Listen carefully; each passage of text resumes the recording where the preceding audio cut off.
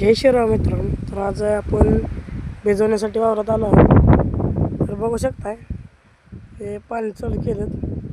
हे माझे पप्पा कसं भिजवतात.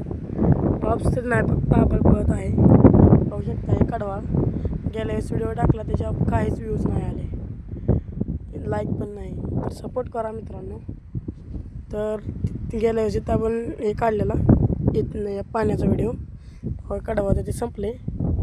आता डबल मका पेरली आपण, बघू शकता वर पण मका इकडून. आपण निघालो घरी. तर चला.